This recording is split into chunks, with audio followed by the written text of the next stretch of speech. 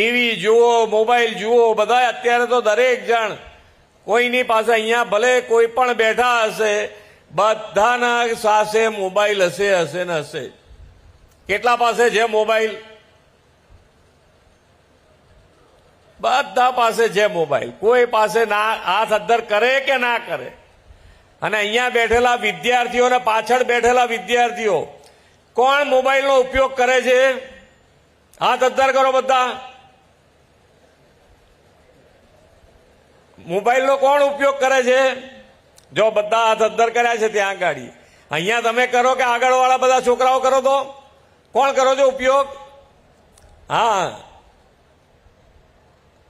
અને સાથે સાથે ટીવી એ જોતા હશો ને? હે, જોરથી બોલો, ખબર પડે મને. હા.